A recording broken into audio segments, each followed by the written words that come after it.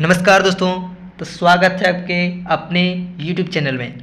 दोस्तों, हम लोग आज इस वीडियो के माध्यम से BSSC इंटर लेवल प्रारंभिक परीक्षा का प्रैक्टिस सेट 5वां करने वाले हैं। दोस्तों, इस वीडियो के माध्यम से हम लोग आस पब्लिकेशन जो कि SK झा सर के द्वारा लिखी गई पुस्तक है उसका सेट हम लोग करने वाले हैं। दोस्तों, इससे पहले जितने भी सेट हैं वह हमारे चैनल के प्लेलिस्ट में उपलब्ध हैं, जाके आप उसे कवर कर सकते हैं। तो दोस्तों, आज का वीडियो शुरू करते हैं बिना किसी देरी के। तो चलिए वीडियो को शुरू करते हैं और आज का देखते हैं पहला प्रश्न। आज का प्रश्न है, आज का पहला प्रश्न, वर्ष 1917 में बनी भारतीय महिला संस्था की पहली अध्यक्ष कौन थी? तो यह जो है कौन थी? तो जो है एनी बेसेंट थी। कौन थी? एनी बेसेंट थी। दोस्तों, बता दें कि एनी बेसेंट जो है इसकी स्थापना जो है एनी बेसेंट के द्वारा 1917 में की गई थी, जो कि मद्रास के आडयार में किया गया था। कहाँ किया गया था? मद्रास के आडयार में किया गया था। इसकी स्थापना जो है एनी बेसेंट को भारतीय महिला संघ की पहली अध्यक्ष के रूप में नियुक्त किया गया था। किसे? कि भारतीय महिला संघ की पहली अध्यक्ष एनी बेसेंट को नियुक्त किया गया था। इसके द्वारा देखिए एनी बेसेंट के बारे में इनके द्वारा एक पत्रिका का प्रकाशन किया गया था जिसका नाम न्यू इंडिया जो है पुस्तक जो है वह जो है एनी बेसेंट के द्वारा प्रकाशित की गई थी। अगर एनी बेसेंट के बारे में और बात करें तो एनी बेसेंट जो है राष्ट्रीय कांग्रेस की पहली महिला अध्यक्ष भी एनी बेसेंट रह चुकी हैं।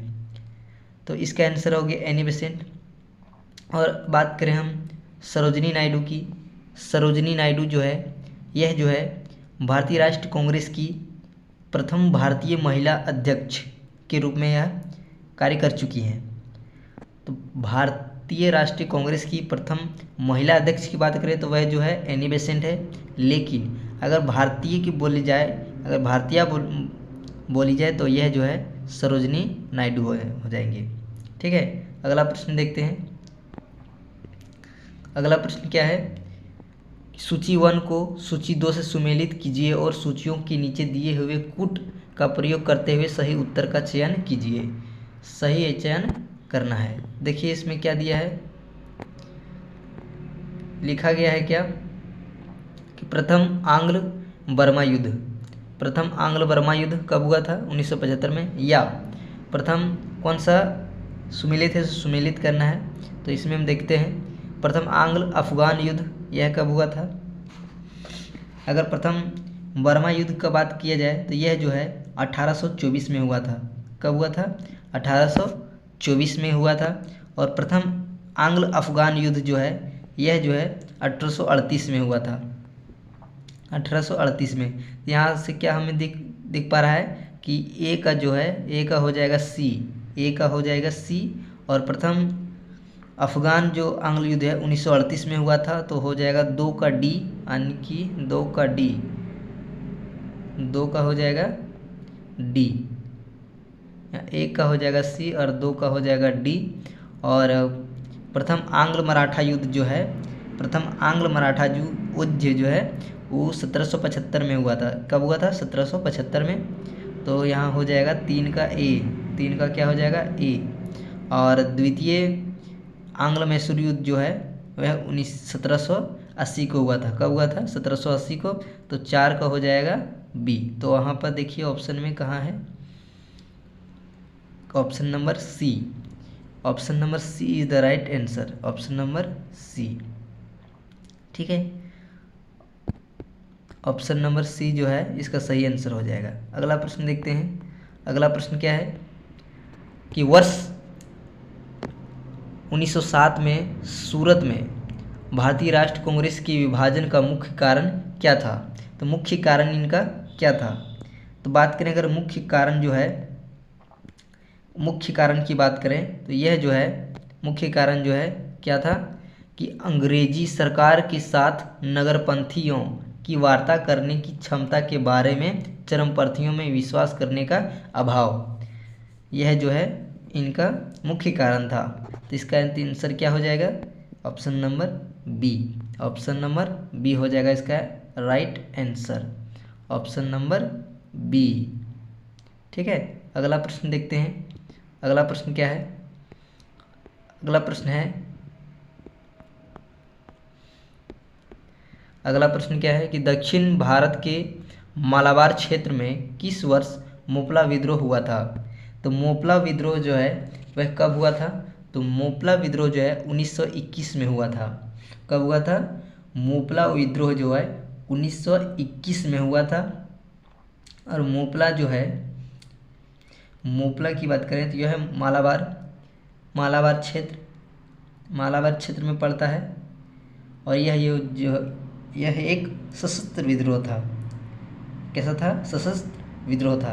इसका नेतृत्व जो है वरियम कुन्नथा के द्वारा किया गया था। किसके द्वारा? वरियम कुन्नथा के द्वारा किया गया था। किसका? मोपला विद्रोह जो है वो मालाबार क्षेत्र में हुआ था। और ये जो है केरल में पड़ता है। कहाँ पड़ता है? केरल में। तो इसका आंसर हो जाएगा ऑप्शन नंबर सी 1921। अगला प्रश्न देखते हैं कि वेलेजली क्या है? वेलेजली ने कलकत्ता में फोर्ट विलियम कॉलेज की स्थापना किस लिए की थी? तो उसने जो है यानी कि फोर्ट विलियम जो कॉलेज की स्थापना वेलेजली के द्वारा किया गया था। तो क्यों किया गया था? यह जो है ब्रिटिश नागरिकों को भारत में प्रशासन हेतु प्रशिक्षण प्राप्त करना चाहता था।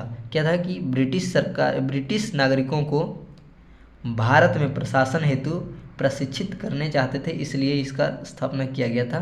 तो इसका आंसर हो जाएगा option number D, option number D. अगला प्रश्न देखते हैं। अगला प्रश्न क्या है कि वर्ष 1857 के विद्रोह के संदर्भ में निम्न में से किसे उसके मित्र ने धोखा दिया था, जिसे अंग्रेजों द्वारा बंदी बनाकर मार दिया गया? तो किसको धोखा दिया गया था? यह जो है बाबू कुंवर सिंह को जो है धोखा दिया गया था। किसको दिया गया था? बाबू कुंवर सिंह को। मान सिंह, उनके मित्र का नाम था मान सिंह के द्वारा जो है इन्हें धोखा दिया गया था। अगर कुंवर सिंह की बात करें तो यह 1857 की क्रांति के समय इन्होंने कहाँ से नेतृत्व किया था? तो इन्होंने जगदीशपुर से नेतृत्व किया था। जगदीशपुर से नेतृत्व किया था। जगदीशपुर कहाँ है? बिहार में है। ठीक है, अगला प्रश्न देखते हैं।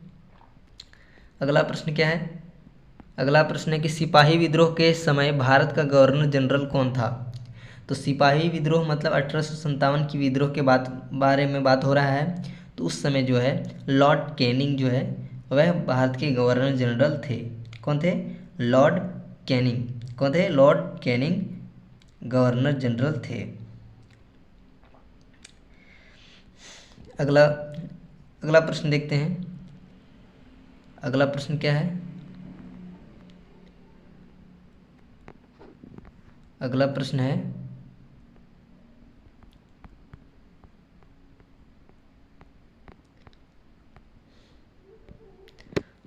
है कि भारत में यूरोपीय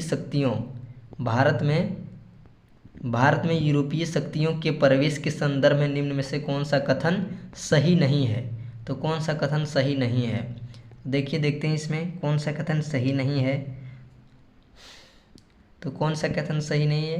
तो यह जो है पुर्तगालियों ने क्या है कि पुर्तगालियों ने 1499 ईस्वी में गोवा पर कब्जा कर लिया था। नहीं दोस्तों, ये कथन जो है बिल्कुल गलत है। ये कथन जो है बिल्कुल गलत है। तो यही आंसर हो जाएगा, option number A is the right answer. ठीक है, अगला प्रश्न देखते हैं। अगला प्रश्न क्या है कि मोडोलिपि क्या है? कि मोडोलिपि का प्रयोग किनके लेखों में किया जाता है? मोडी है ना, मोडी लिपि का प्रयोग किनके लेखों में किया जाता है? तो यह जो है मराठों के लेखों में किया जाने वाला लिपि है मोडी लिपि। ठीक है, अगला प्रश्न देखते हैं। अगला प्रश्न है कि शिवाजी के अष्टप्रधान का जो सदस्य विदेशी मामलों को देख रेख करता था, उसे क्या कहते थे? तो उसे जो है उसे क्या कहा जाता था? तो उसे सुमंत कहा जाता था। क्या कहा जाता था? सुमंत कहा जाता था। सुमंत। उसे क्या कहा जाता था? सुमंत कहा जाता था। पेशवा जो है वह प्रधान होते थे। पेशवा जो है वह प्रधान होते थे और पंडित राव जो है पूजा पाठ कराने का कार्य करते थे। अगला प्रश्न देखते हैं। अगला प्रश्न क्या है कि सिख गुरुओं से संबंधित निम्नलिखित कथनों पर विचार कीजिए। पहला कथन क्या है कि बंदा बहादुर को गुरु तेग बहादुर ने सिखों के सैन्य प्रमुख नियुक्त किया। अगला है गुरु अर्जुन देव सिखों के गुरु रामदास के पश्चात बने।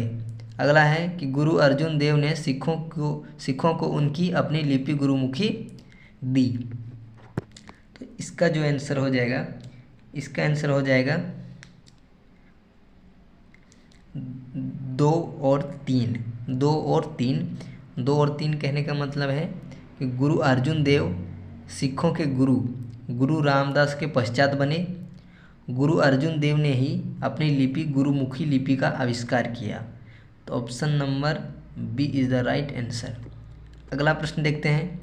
अगला प्रश्न क्या है कि मुगल चित्रकला किसके राज्यकाल में अपनी पराकाष्ठ पर पहुंची? तो किसके शासनकाल में पहुंची? तो यह जो है जहांगीर के शासनकाल में पहुंची। किसके शासनकाल में? जहांगीर के शासनकाल में पहुंची। ठीक है। अगला प्रश्न देखते हैं। अगर इसी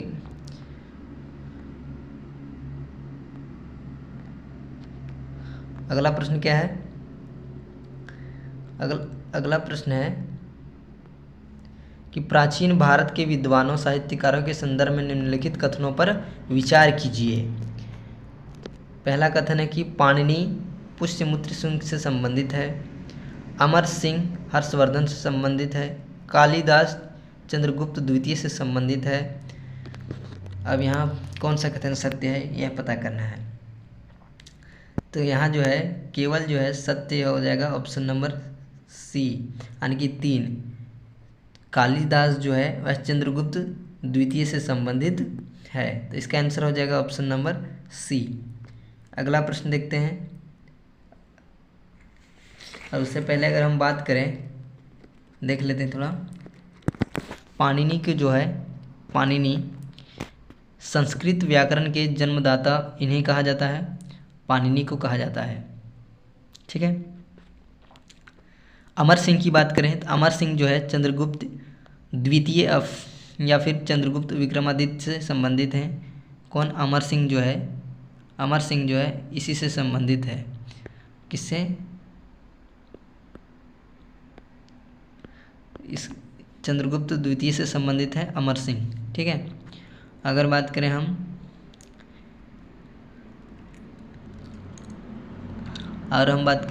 तो यह कालिदास भी इसी से संबंधित है। चंद्रगुप्त द्वितीय के दरबार में 9 रत्न रहते थे। कौन से रहते थे? 9 रत्न। हालांकि आप पढ़े होंगे कि अकबर के दरबार में भी 9 रत्न रहते थे, लेकिन चंद्रगुप्त द्वितीय के भी दरबार में 9 रत्न रहते थे, जिनमें से धन्वंतरी, अमर सिंह, शंकु, बेताल और घटपर्रा, कालिदास, वराहमिहिर ये सब संबंधित थे। अगला प्रश्न देखते हैं। अगला प्रश्न क्या है? अगला प्रश्न है गुप्त काल में उत्तर भारतीय व्यापार निम्नलिखित में से किस एक पतन से संचालित होता था? तो किससे होता था? तो यह जो है ताम्रलिप्ति से होता था। किससे होता था? ताम्रलिप्ति से होता था। Option number A is the right answer, Tamralipti. ठीक है। अगला प्रश्न देखते हैं। अगला प्रश्न है कि अशोक का अपने शिलालेखों में सामान्यतः जिस नाम से उल्लेखित हुआ है वह नाम क्या है? तो यह जो है उसका प्रियदर्शी है। क्या नाम है? प्रियदर्शी। क्या नाम मिला है? प्रियदर्शी। अगला प्रश्न देखते हैं। अगला प्रश्न क्या है कि केशव राय पहाड़िया कहाँ स्थित है? थोड़ा मिस्टेक। सेवेराय पहाड़ी जो है वह कहाँ स्थित है? सेवेराय जो पहाड़ी है वह तमिलनाडु में स्थित है। कहाँ है? तमिलनाडु में स्थित है। अगला प्रश्न देखते हैं। अगला प्रश्न क्या है कि भारत में निम्नलिखित में से किस प्रकार का वन सर्वाधिक वृहद क्षेत्र में पाया जाता है? तो किस प्रकार का वन जो है भारत में पाया जाता है, सर्वाधिक पाया जाता है? तो यह जो है उष्णकटिबंधीय, कौन सी? उष्णकटिबंधीय आर्द्र पर्णपाती वन जो है सर्वाधिक पाई जाती है। कि गेहूं की अच्छी खेती के लिए निम्नलिखित कौन सा परिस्थिति समुच्चय आवश्यक है? गेहूं की अच्छी खेती के लिए क्या आवश्यक है, क्या आवश्यकता है? कि मध्यम ताप और मध्यम वर्षा, उच्च ताप और भारी वर्षा, उच्च ताप और मध्यम वर्षा, निम्न ताप और निम्न वर्षा। तो इसके लिए क्या आवश्यक है? तो मध्यम ताप और मध्यम वर्षा, मध्यम ताप और मध्यम वर्षा इसके लिए आवश्यक है। Option number A is the right answer. ठीक है, अगला प्रश्न देखते हैं। अगला प्रश्न क्या है कि अगला प्रश्न है अद्यतन जनगणना के आंकड़ों के अनुसार भारत के लिंगानुपात है, क्या हो रहा है कि क्या हो रहा है? कम हो रहा है, अस्थायी है, या फिर बढ़ रहा है, या फिर घटता बढ़ता रहता है? तो यह जो है इसका आंसर क्या हो जाएगा कि घटता बढ़ता रहता है। क्या हो जाएगा? कभी घट जाता है तो कभी बढ़ जाता है। Option number D is the right answer. अगला प्रश्न देखते हैं। अगला प्रश्न क्या है कि गांधी सागर बांध निम्नलिखित में से किस एक का भाग है? गांधी सागर बांध जो है वह किस का एक भाग है? तो यह जो है चंबल परियोजना का भाग है। किसका है? चंबल परियोजना का भाग है। किसका है? चंबल परियोजना का भाग है। अगर हम बात करें गांधी सागर बांध की तो यह जो है मध्य प्रदेश में है। कहाँ है? एमपी में है। एमपी में चंबल नदी पर बना है यह बांध। किस नदी पर है? चंबल नदी पर है। और कब बनाया गया है? तो यह जो है 1960 में बनाया गया है। कब बनाया गया है? 1960 में बनाया गया है और चंबल नदी पर है और मध्य प्रदेश में स्थित है।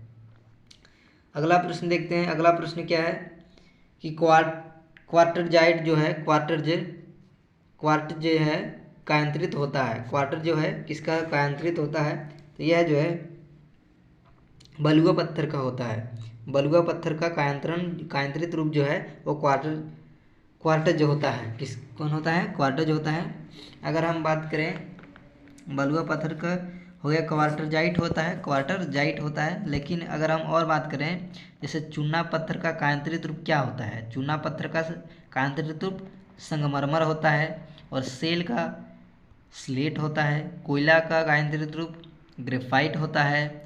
ग्रेनाइट का कायांतरित रूप नीसो होता है और बेसाल्ट का कायांतरित रूप एम्फीबोलाइट होता है। एक बार फिर से देखिए कि बलुआ पत्थर का कायांतरित रूप क्या होता है? क्वार्टरजाइट होता है। चूना पत्थर का कायांतरित रूप संगमरमर होता है। सेल का कायांतरित रूप जो है स्लेट होता है। कोयला का कायांतरित रूप ग्रेफाइट होता है। ग्रेनाइट का कायांतरित रूप नीसो होता है और बेसाल्ट का जो कायांतरित रूप है एम्फीबोलाइट होता है। इस प्रकार से इसका आंसर हो जाएगा ऑप्शन नंबर सी। देखते हैं अगला प्रश्न। अगला प्रश्न क्या है? अगला प्रश्न है कि निम्नलिखित में से कौन सा एक तारा पृथ्वी के सर्वाधिक समीप है? तो कौन सा सर्वाधिक?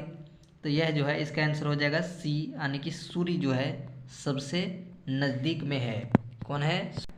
अगर सूर्य की बात की जाए तो सूर्य जो है इसका अगर हम इसकी दूरी की बात करें तो यह जो है पृथ्वी से कितनी दूरी पर है? तो यह जो है 149.6 मिलियन किलोमीटर दूर है पृथ्वी से। अगर बात करें कि पृथ्वी से कितनी दूरी पर है, इतने हो गए। और 8 मिनट 6 सेकंड यहाँ से प्रकाश को आने में लगता है सूर्य से पृथ्वी की ओर। ठीक है, अगला प्रश्न देखते हैं। अगला प्रश्न क्या है कि अगला प्रश्न क्या है कि विली विली है। विली विली क्या है? विली विली क्या है? विली विली जो है उत्तर पश्चिम ऑस्ट्रेलिया का उष्णकटिबंधीय चक्रवात को विली विली कहते हैं। क्या कहते हैं? विली विली कहते हैं। कहाँ? ऑस्ट्रेलिया में चक्रवात को क्या कहते हैं? विली विली कहते हैं। इसका आंसर हो जाएगा ऑप्शन नंबर सी। अगला प्रश्न देखते हैं। अगला प्रश्न क्या है कि किस महाद्वीप में कोई ठंडा मौसम नहीं है? किस महाद्वीप में कोई ठंडा मौसम नहीं है? तो किस महादेश में नहीं है? तो इसका आंसर हो जाएगा ऑप्शन नंबर बी, अफ्रीका में कोई भी south Africa. Option number A हो जाएगा। ऑप्शन नंबर ए, अफ्रीका में कोई भी ठंडा मौसम नहीं होता है। अगर हम बात करें अफ्रीका की, तो अफ्रीका की अगर सबसे ऊंची चोटी का बात करें तो वह जो है किलिमंजारो है। अफ्रीका की सबसे ऊंची चोटी का नाम किलिमंजारो है। एशिया की सबसे ऊंची चोटी माउंट एवरेस्ट है। और ऑस्ट्रेलिया का सबसे ऊंचा शिखर पूछा जाए तो माउंट कोसियस्को है। माउंट कोसियस्को।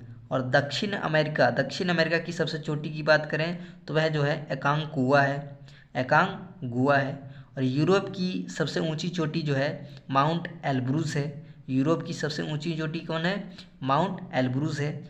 और दुनिया का सबसे लंबा पर्वत श्रृंखला जो है वह जो है एंडीज का है, जो दक्षिण अमेरिका में स्थित है। और अमेजन की बात करें तो अमेजन वन जो है दक्षिण अमेरिका में ही है। और यह सबसे बड़ा जंगल है पूरे विश्व की। अगला प्रश्न देखते हैं। अगला प्रश्न क्या है कि भारतीय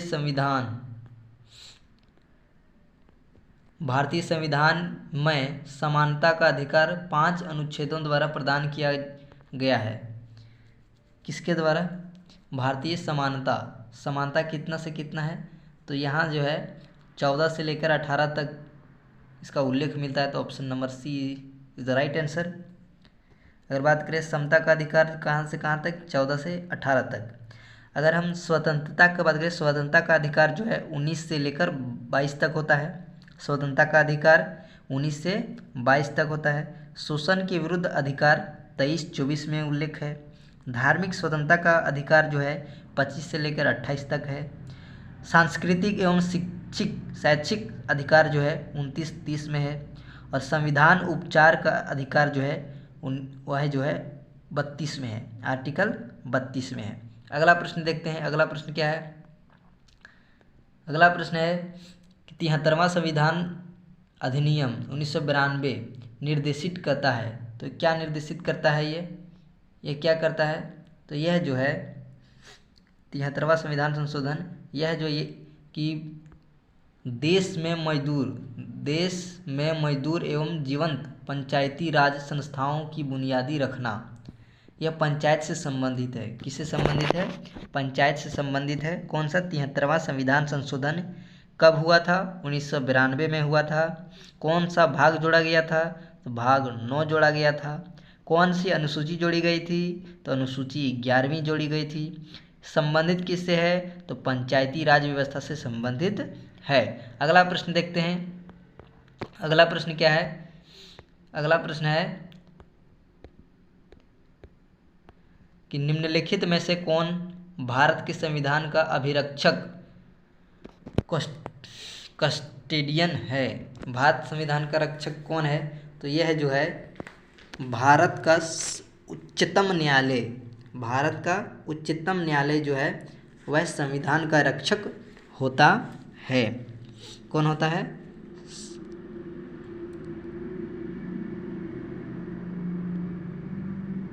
ठीक है।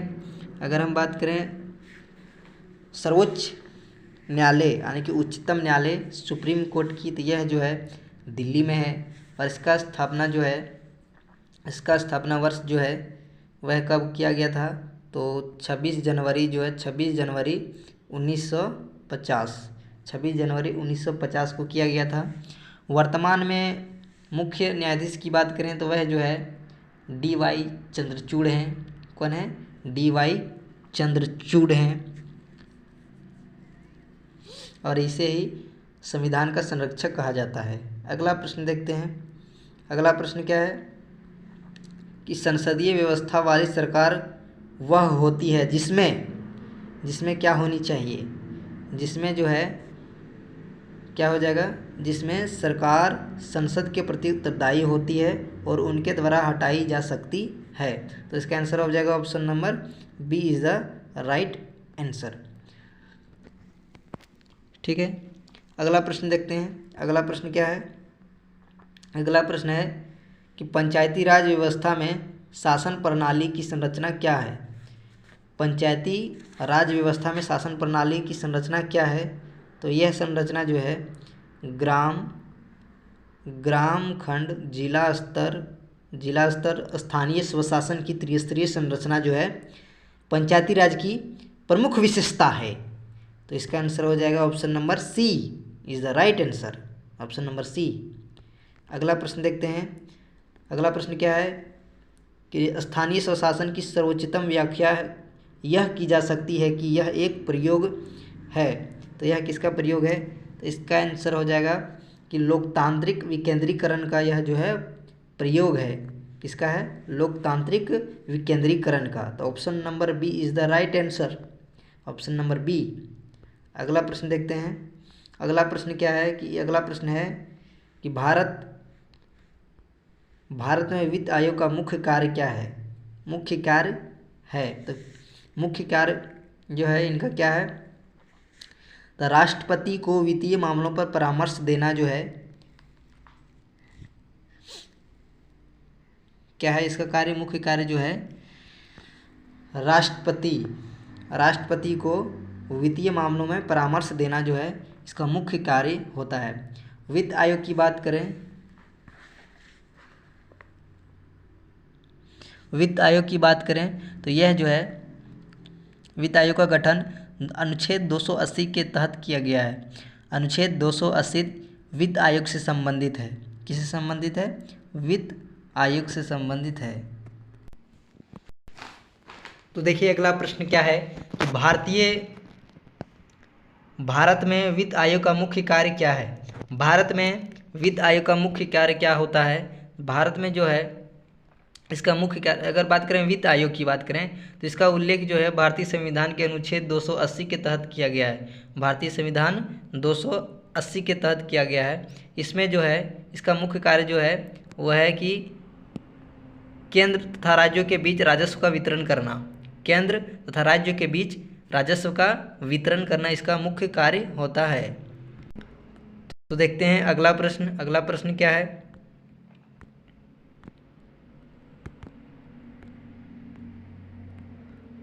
अगला प्रश्न यह है कि भारत के संविधान की निम्नलिखित में से कौन सी अनुसूची में दल बदल विरोधी कानून का विषयक प्रावधान है? तो यह किससे संबंधित, कौन सा अनुसूची में है? तो यह जो है 10वीं अनुसूची में है। कौन सी अनुसूची में है? 10वीं अनुसूची में है। और यह जो है 85वां संविधान संशोधन 92वां संविधान संशोधन 1985 में यह जो है जोड़ा गया था। कब जोड़ा गया था? 1985 में 92वां संविधान संशोधन 52 संविधान संशोधन के द्वारा इसे जोड़ा गया था। ठीक है, अगले प्रश्न की बात करें। अगला प्रश्न जो है, अगला प्रश्न क्या है? अगला प्रश्न है कि भारत के संविधान की किस अनुसूची में विभिन्न राज्यों में अनुसूचित क्षेत्रों, प्रशासन और नियंत्रण के लिए विशेष उपबंध है? तो किस अनुसूची में विशेष क्षेत्रों के लिए विशेष उपबंध है? तो इसमें जो इसका आंसर जो हो जाएगा वह जगह 5वीं अनुसूची में। 5वीं अनुसूची में विशेष राज्य मतलब कि असम, मेघालय, त्रिपुरा, मिजोरम, इन 4 राज्यों का विशेष दर्जा प्राप्त हुआ है इन चारों राज्यों को। और किस अनुसूची के तहत? 5वीं अनुसूची में इसका उल्लेख मिलता है। तो इसका आंसर हो जाएगा ऑप्शन नंबर बी। अगला प्रश्न देखते हैं। अगला प्रश्न क्या है? अगला प्रश्न है कि उच्च न्यायालय के न्यायाधीशों का वेतन और भत्ता दिया जाता है, यानी किससे दिया जाता है? तो यह जो है किससे दिया जाता है? राज्य के समेकित निधि से दिया जाता है। किससे दिया जाता है? राज्य के समेकित निधि से दिया जाता है। अगला प्रश्न देखते हैं। अगला प्रश्न है कि निम्नलिखित में से किस पंचवर्षीय योजना में मानव विकास को सारे विश्व प्रयासों का सारत्व माना गया है? निम्नलिखित में से किस पंचवर्षीय योजना में मानव विकास को सारे विकास का प्रयासों का सारथ माना गया है। तो किस में माना गया है? तो यह जो है 8वीं अनुसूची 8वीं पंचवर्षीय योजना में मानी गई है। कब? किसमें? 8वीं पंचवर्षीय योजना में ऐसा माना गया है। अगर 8वीं पंचवर्षीय योजना की बात करें तो यह जो है 1992 से लेकर 1997 तक चला था। इसमें जन स्वास्थ्य को प्राथमिकता दी गई थी। जन स्वास्थ्य को प्राथमिकता दी गई थी और इसमें प्रधानमंत्री रोजगार योजना का प्रारंभ भी इसी योजना में हुआ था, यानी कि 8वीं पंचवर्षीय योजना में। कब से कब? 1992 से 1997 के बीच। अगला प्रश्न देखते हैं, किस पंचवर्षीय योजना के दौरान आपातकाल लगाया गया था एवं नए चुनाव हुए और जनता पार्टी चुनी गई? तो यह जो है कब लाया गया था? यह 1977 की बात है। 1977 की बात है। 75 से 77 के बीच में जो है 77 के बीच में जो है इसमें मोरारजी देसाई की सरकार आती है और आपातकाल स्थिति जो है वह 25 जून 1975 को लगाई गई थी, जो कि इंदिरा गांधी की सरकार के द्वारा लगाई गई थी। ठीक है, तो इसका आंसर हो जाएगा 5वीं पंचवर्षीय योजना के तहत। ठीक है, और इसका कार्यकाल क्या था? तो 1974 से लेकर 1979 तक इसका कार्यकाल था, यानी कि 5वीं पंचवर्षीय योजना का समय अवधि था। अगला प्रश्न देखते हैं। अगला प्रश्न क्या है? खालिस्तान है कि भारत में सभी औद्योगिक उत्पाद के लिए गुणवत्ता का चिन्ह है। तो क्या है? इसके लिए जो है कौन सा चिन्ह दिया जाता है? एगमार्क, IMF या फिर इकोमार्क या फिर MFPO। तो कौन सा चिन्ह दिया जाता है? तो इसके लिए जो है ISO का चिन्ह दिया जाता है। ISI का चिन्ह दिया जाता है। किसका दिया जाता है? ISI का चिन्ह दिया जाता है। Option number B is the right answer. ISI का चिन्ह दिया जाता है। सभी औद्योगिक उत्पाद की गुणवत्ता के लिए ISI चिन्ह दिया जाता है। अगला प्रश्न है कि 2011 की जनगणना के अनुसार भारत में साक्षरता दर कितनी है? तो कितनी है? तो इसकी 11 की जनगणना के अनुसार भारत की कुल साक्षरता दर जो है वह 74.04 है। कितना है? 74.04 कुल साक्षरता दर है। अगर सर्वाधिक सबसे अधिक साक्षर राज्य की बात करें तो वह जो है केरल है। सबसे साक्षर राज्य केरल है और सबसे कम साक्षर राज्य जो है वह बिहार है। कौन सा है? बिहार है। अगला प्रश्न की बात करें। अगला प्रश्न है, सामान्य वस्तुओं के मामले में आय और मांग के बीच किस तरह का संबंध है? तो किस तरह का संबंध है? तो प्रत्यक्ष संबंध है। किस प्रकार का संबंध है? प्रत्यक्ष संबंध है। बी इसका आंसर हो जाएगा। B is the right answer. अगला प्रश्न देखते हैं। अगला प्रश्न क्या है? यह हाल ही में प्रारंभ की गई योजना पर्वत धारा योजना का संबंध किस राज्य से है? पर्वत धारा योजना का संबंध जो है किस राज्य से है? तो यह जो है हिमाचल प्रदेश से है। किस राज्य से है? हिमाचल प्रदेश राज्य से इसका संबंध है। अगला प्रश्न देखते हैं। अगला प्रश्न क्या है कि वज्र प्रहार किन दो देशों के बीच किया जाने वाला थल सेना अभ्यास है? तो यह जो है वज्र प्रहार यह भारत और USA के बीच यानी कि अमेरिका के बीच किया गया थल सेना अभ्यास है। थल सेना अभ्यास है। ठीक है, अगला प्रश्न देखते हैं। अगला प्रश्न क्या है? अगला प्रश्न है कि शुक्रयान फर्स्ट को किस वर्ष तक लॉन्च करने का लक्ष्य रखा गया है? शुक्रयान जो है वह जो है 2024 तक लॉन्च करने का लक्ष्य रखा गया है, जो कि इसरो के द्वारा किया जाएगा। किसके द्वारा किया जाएगा? इसरो के द्वारा 2024 तक इसका लॉन्च किया जाएगा। दिसंबर 2024 तक इसको लॉन्च किया जाएगा। अगर इसरो की बात करें तो इसरो के वर्तमान हेड की बात करें तो वह जो है सोमनाथ है और प्रथम अध्यक्ष जो हैं वह विक्रम साराभाई थे। कौन थे? विक्रम साराभाई। इसरो के बारे में। ठीक है, और यह जो है 2024 तक शुक्रयान मिशन को लॉन्च करने वाले हैं। अगला प्रश्न की बात करें, अगला प्रश्न है कि विश्व बैडमिंटन चैंपियनशिप 2026 का आयोजन कहाँ किया जाएगा? तो कहाँ किया जाएगा? इसका आयोजन जो है वह भारत में किया जाएगा। कहाँ किया जाएगा? भारत में किया जाएगा। विश्व बैडमिंटन चैंपियन 2026 का आयोजन भारत में किया जाएगा। कहाँ किया जाएगा? भारत में किया जाएगा। अगला प्रश्न देखते हैं, अगला प्रश्न क्या है? अगला प्रश्न है कि संसद ने CJI सहित सर्वोच्च न्यायालय के लिए न्यायाधीशों की संख्या 31 से कितना बढ़ाने के संबंध में कानून प्राप्त किया है। यानी कि कितना सदस्य जो है, मतलब कितने न्यायाधीश जो है सुप्रीम कोर्ट में हो सकते हैं। तो कितने हो सकते हैं? 36। इनको 31 से बढ़ाकर 36 कर दिया गया, यानी कि 36 न्यायाधीश कुल हो सकते हैं। यह जो है 36 नहीं दोस्तों, सॉरी 34 होगा। इसका आंसर क्या हो जाएगा? 34, 33। इसका आंसर क्या हो जाएगा? 33 तक बढ़ाने की घोषणा की गई है। अगर वर्तमान CJI की बात करें तो वर्तमान CJI कौन है?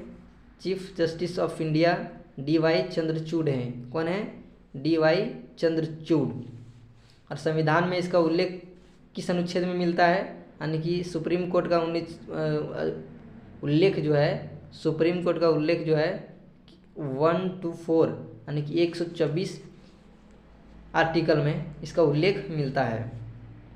अगला प्रश्न देखते हैं कि 29 जुलाई को पूरे विश्व भर में कौन सा दिवस मनाया जाता है? 29 जुलाई को कौन सा दिवस मनाया जाता है? तो 29 जुलाई को जो है 29 जुलाई को विश्व बाघ यानी कि अंतर्राष्ट्रीय बाघ दिवस के रूप में मनाया जाता है। कब मनाया जाता है? 29 जुलाई को विश्व बाघ दिवस के रूप में मनाया जाता है। और विश्व में अगर बात करें बाघों की जनसंख्या, विश्व में जितना भी बाघ है उसका 70% जो बाघ होते हैं वह भारत में ही है। 70% बाघ पूरे विश्व का भारत में स्थित है। और संख्या में बात करें तो टोटल जो है संख्या में भारत में बात करें तो टोटल भारत में 2967 यानी कि 2967 बाघ भारत में है। जबकि पूरी दुनिया में बात करें बाघों की संख्या जो है 3900 बाघ है। ठीक है, कितना है? 3900 बाघ है पूरे भारत में, पूरे विश्व में। अगर टाइगर प्रोजेक्ट की बात करें, भारत में टाइगर प्रोजेक्ट जो है 1972 में लाया गया था।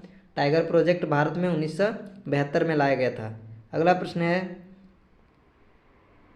क्या है कि निम्नलिखित भारतीय भाषाओं में से भाषाओं में एक द्रविड़ मूल भाषा नहीं है? कौन सा द्रविड़ मूल भाषा नहीं है? तो इसका आंसर हो जाएगा ऑप्शन नंबर डी, मराठी द्रविड़ भाषा परिवार का नहीं है। मराठी जो है द्रविड़ भाषा परिवार का नहीं है। इसमें तेलुगु, तमिल, कन्नड़, मलयालम यह भाषाएं रखी गई है। अगला प्रश्न देखते हैं। अगला प्रश्न क्या है? अगला प्रश्न है कि कौन सी पुस्तक को बंगाली देशभक्ति की बाइबिल मानी जाती है? तो कौन सी मानी जाती है? आनंद मठ को जो है बंगाली बाइबिल के नाम से, यानी कि बंगाली देशभक्ति की बाइबिल के नाम से जाना जाता है। आनंद मठ को, किसे? आनंद मठ को जाना जाता है। अगर बात करें आनंद मठ पुस्तक की रचनाकार जो है वह बंकिम चंद्र चट्टोपाध्याय थे। कौन थे? बंकिम चंद्र चट्टोपाध्याय थे। और गीतांजलि की बात करें, गीतांजलि जो है रविंद्रनाथ टैगोर के द्वारा लिखी गई पुस्तक गीतांजलि है, जिन्हें नोबेल पुरस्कार से सम्मानित किया गया है। साहित्य का नोबेल पुरस्कार रविंद्रनाथ टैगोर को दिया गया था। और अगले प्रश्न देखते हैं। अगला प्रश्न है कि फिजी क्या है? फिजी की राजधानी क्या है? तो फिजी की राजधानी जो है, फिजी की राजधानी सुआ है। कहाँ है? सुआ है जो है फिजी की राजधानी है। अगर मॉरिशस की बात करें, मॉरिशस की राजधानी पोर्ट लुइस है। मॉरिशस की राजधानी कहाँ है? पोर्ट लुइस है। अब जमैका की राजधानी किंगस्टन है। जमैका की राजधानी किंगस्टन है। अब पारामारिबो जो है यह सूरीनाम की राजधानी है। पारामारिबो जो है सूरीनाम की राजधानी है। अगला प्रश्न देखते हैं। अगला प्रश्न है कि रियाल किस देश की मुद्रा है? रियाल सऊदी अरब की मुद्रा है। किसकी है? सऊदी अरब की मुद्रा को क्या है? रियाल। सऊदी अरब की मुद्रा क्या है? रियाल। और रोमानिया जो है, रोमानिया की मुद्रा क्या है? ल्यू। रोमानिया की मुद्रा ल्यू है। रोमानिया की मुद्रा ल्यू है। और पाकिस्तान की मुद्रा जो है पाकिस्तानी रुपया है। पाकिस्तानी रुपया। और अंगोला की मुद्रा जो है क्वांजा है। अंगोला की मुद्रा क्या है? क्वांजा है। और अंगोला की राजधानी लुआंडा। अंगोला की राजधानी कहाँ है? लुआंडा। तो दोस्तों ये रहा जीके का 50 क्वेश्चंस हमने कवर किया। मिलते हैं अगले वीडियो में, साइंस के वीडियो में। तब तक के लिए बाय।